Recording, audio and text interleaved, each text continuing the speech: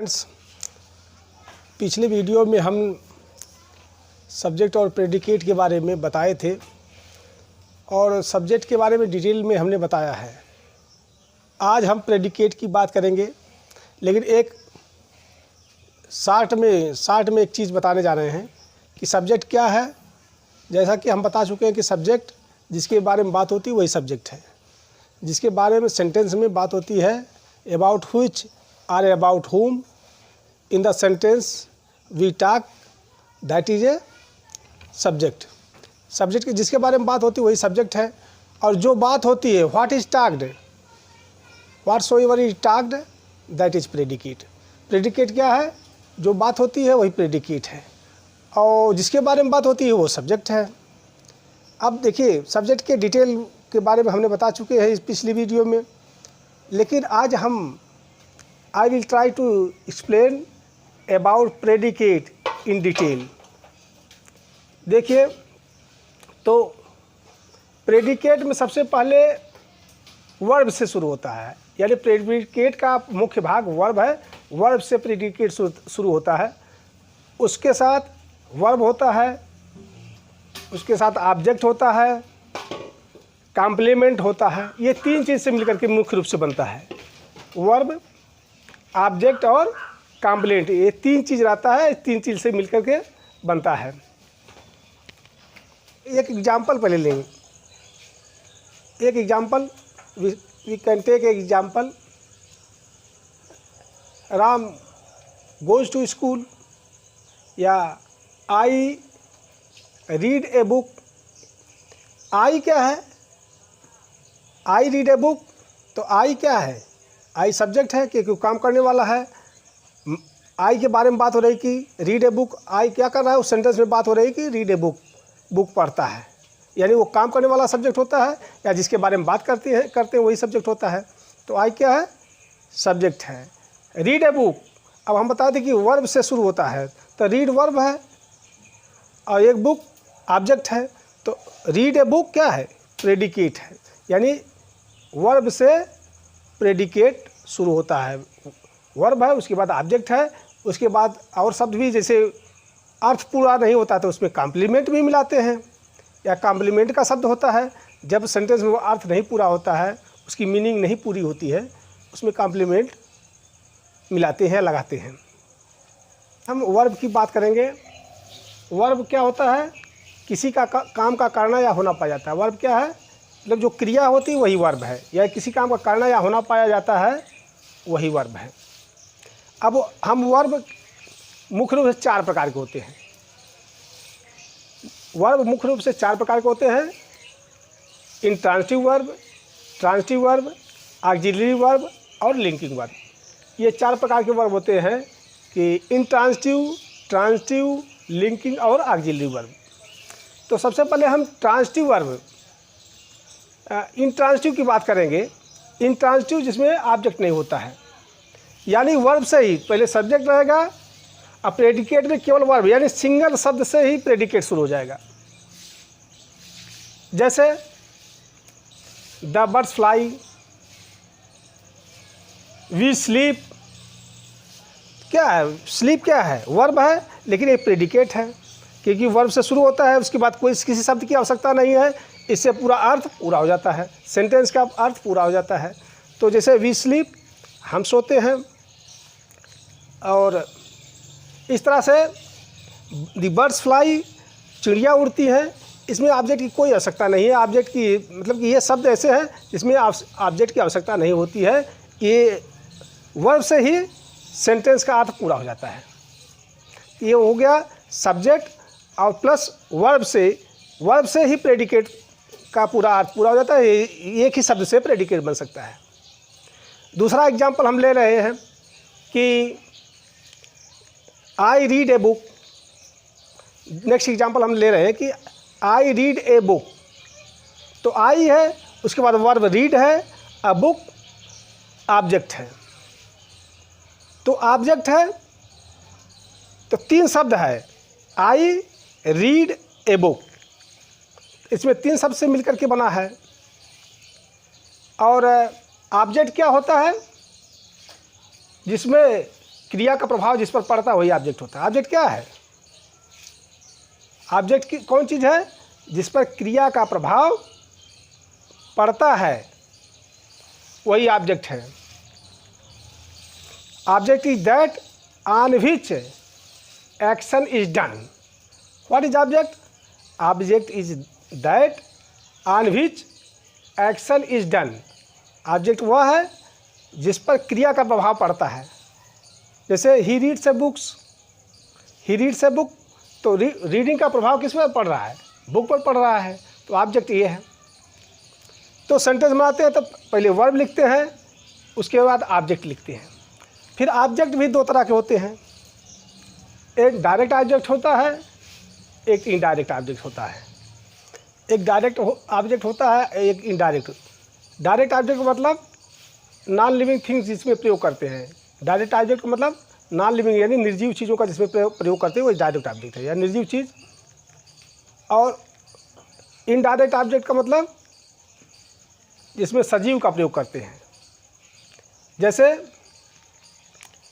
He gave me a book, he gave पहले subject, उसके बाद वर्ब से शुरू होता है प्रेडिकेट। ही गेव मी, मी क्या है? इनडायरेक्ट ऑब्जेक्ट है। ए बुक डायरेक्ट, यानी पहले सीरियल बनाते हैं तो पहले वर्ब लिखते हैं, उसके बाद इनडायरेक्ट ऑब्जेक्ट लिखते हैं, तब डायरेक्ट ऑब्जेक्ट लिखते हैं। तो he gave me a book. अगर हम चाहें तो इसके स्थान को यानी ऑब्जेक्ट के स्थान को भी चेंज कर सकते हैं। तो जो इनडायरेक्ट ऑब्जेक्ट है उसकी जगह पर डायरेक्ट ऑब्जेक्ट रख सकते हैं, और जो इनडायरेक्ट ऑब्जेक्ट जहाँ पर डायरेक्ट ऑब्जेक्ट लिखते हैं उसको इनडायरेक्ट ऑब्जेक्ट को वहाँ पर रख सकते हैं। लेकिन उससे पूर्व टू अथवा फॉर का प्रयोग हम करते हैं। जैसे he gave me A book, तो हम ये भी कर सकते हैं he gave a book to me. हम ये भी कर सकते हैं कि he gave a book to me. इस तरह से हम ऑब्जेक्ट का स्थान बदल सकते हैं टू अथवा फॉर लगा करके। दूसरा एग्जांपल हम ले सकते हैं, we can take next example. We can take next example कि he sent a letter to me. देखिए इसमें डायरेक्ट ऑब्जेक्ट जो है पहले लगा दिया गया, इसलिए टू का प्रयोग। He sent a letter to me यानी निर्जीव चीज़ का प्रयोग पहले किया गया है। और नहीं तो इस तरह से लिखते हैं he sent me a letter, he sent me a letter, वह मुझे एक पत्र भेजा। या आप यूँ कह सकते हैं he sent a letter to me. तो स्थान, ऑब्जेक्ट का स्थान आप बदल सकते हैं। जीरेंड से भी आप ऑब्जेक्ट बनाते हैं।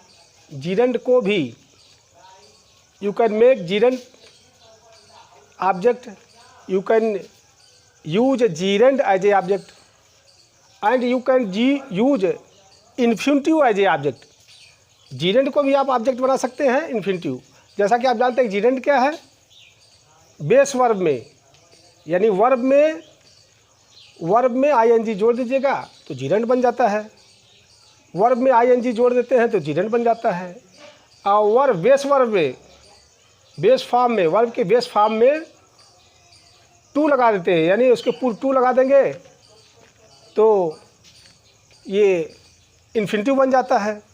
तो बेस फॉर्म में आईएनजी लगाएंगे तो जीरेंड बन जाता है, और बेस फॉर्म में उसके पूर्व टू लगाते हैं तो इन्फिनिटिव बन जाता है। हम example we can take example, जैसे he likes shooting, he likes swimming, तो आईएनजी लगा यानी जीरेंड को लगा करके आप ऑब्जेक्ट बना सकते हैं। ही लाइक्स स्विमिंग, ही लाइक्स शूटिंग। और आप इन्फिनिटिव से भी बना सकते हैं कि ही लाइक्स टू स्विम और he likes to swim, he loves to sing. इस तरह से भी आप बना सकते हैं। सेंटेंस में जब सेंटेंस का अर्थ पूरा नहीं होता है या उसका अर्थ स्पष्ट नहीं होता है तो कॉम्प्लीमेंट का प्रयोग करना पड़ता है, यानी कॉम्प्लीमेंट के द्वारा ही अर्थ पूरा होता है। जैसे एक वो कॉम्प्लीमेंट है जिसको सब्जेक्ट कॉम्प्लीमेंट बोलते हैं, सब्जेक्ट कॉम्प्लीमेंट। सब्जेक्ट कॉम्प्लीमेंट का मतलब होता है कि जो सब्जेक्ट की बात अर्थ को पूरा करता हो। Subject complement is that it tells about subject, जो सब्जेक्ट के बारे में पूरा करता हो।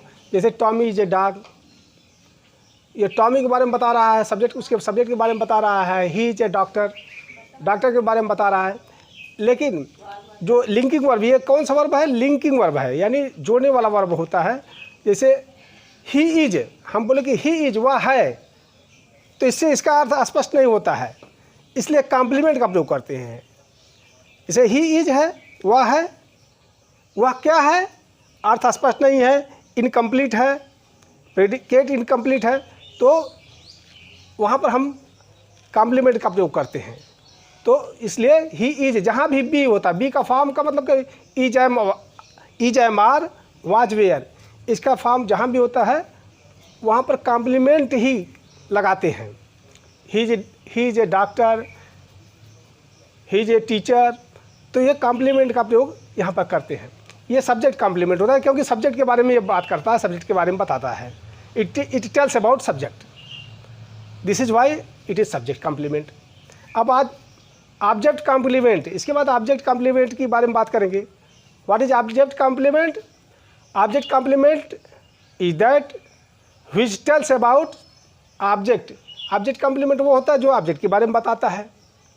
हम एग्जाम्पल ले सकते हैं, we can take example. He made him a captain, he made him captain, उसने उनको मेड हिम, उन्होंने उसको बनाया। क्या बनाया? पूरा सेंस पूरा नहीं, सेंटेंस का सेंस अर्थ पूरा नहीं हो रहा है, इसलिए उसमें कॉम्प्लीमेंट लगाना पड़ता है। तो ही मेड हिम कैप्टन, ये कौन सा कॉम्प्लीमेंट है? नाउन कॉम्प्लीमेंट है। तो कॉम्प्लीमेंट तीन तरह के कॉम्प्लीमेंट होते हैं। There are three types of complement. एक नाउन कॉम्प्लीमेंट होता है, दूसरा एडजेक्टिव कॉम्प्लीमेंट होता है, और तीसरा एडवर्ब कॉम्प्लीमेंट होता है। तीन तरह का कॉम्प्लीमेंट होता है, three type. There are three types of complement: noun complement, adjective complement और एडवर्ब कॉम्प्लीमेंट। तो उसको उसके साथ साथ अगर एक शब्द में है, नाउन कॉम्प्लीमेंट मान लीजिए एक शब्द में है, तो उसको नाउन कॉम्प्लीमेंट बोलेंगे, या उसको एक से अधिक शब्द है तो नाउन फ्रेज बोलेंगे। उसी तरह से एडजेक्टिव कॉम्प्लीमेंट है तो सिंगल वर्ड होगा तो एडजेक्टिव कॉम्प्लीमेंट, या एक वर्ड से ज़्यादा होगा, एक शब्द से ज़्यादा होगा तो एडजेक्टिवल फ्रेज बोलेंगे। और तीसरा एडवर्ब है, उसी तरह से एडवर्ब कॉम्प्लीमेंट या एडवर्ब फ्रेज बोलते हैं। चलिए हम एक एक एग्जाम्पल लेकर के देखते हैं, one by one. We can take example. He made him a captain, कौन सा कॉम्प्लीमेंट? क्योंकि अच्छा, दूसरी बात याद रखिए कि कॉम्प्लीमेंट जो आज जैसे ऑब्जेक्ट कॉम्प्लीमेंट है तो जस्ट ऑब्जेक्ट के बाद ही लगाते हैं। यदि ऑब्जेक्ट कॉम्प्लीमेंट है तो ऑब्जेक्ट के बाद ही लगाते हैं उसको, उसका प्रयोग ऑब्जेक्ट के बाद ही करते हैं। He made him, him object है, उसके जस्ट बाद complement captain, he made him a captain, उसके जस्ट बाद लगाते हैं। I thought him fool, I thought him a fool, यानी ऑब्जेक्ट के जस्ट बाद उसको कॉम्प्लीमेंट को पूरा कर लगा देते हैं, क्योंकि अर्थ ऑब्जेक्ट का अर्थ पूरा नहीं होता। मैंने उसे सोचा, क्या सोचा? ए फूल, मैंने उसे एक मूर्ख सोचा, समझा। इस तरह से जब ऑब्जेक्ट का अर्थ पूरा नहीं होता है तो ऑब्जेक्ट कॉम्प्लीमेंट लगाते हैं।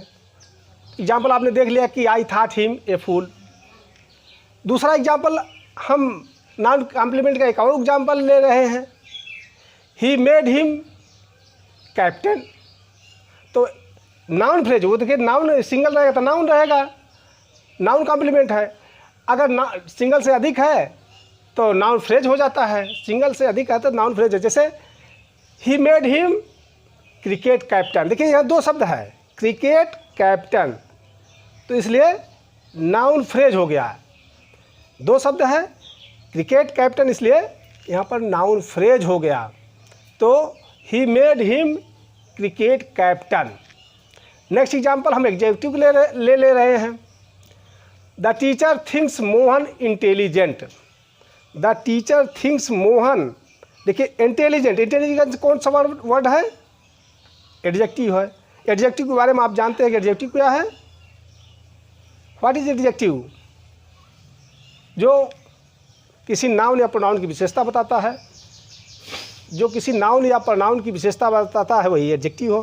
तो यहाँ पर the teacher thinks Mohan, Mohan को सोचता है कि वह इंटेलिजेंट है, बुद्धिमान है। तो यहाँ ऑब्जेक्ट की विशेषता बता रहा है, ऑब्जेक्ट कॉम्प्लीमेंट है, लेकिन एडजेक्टिव है, इसलिए एडजेक्टिव कॉम्प्लीमेंट हो गया।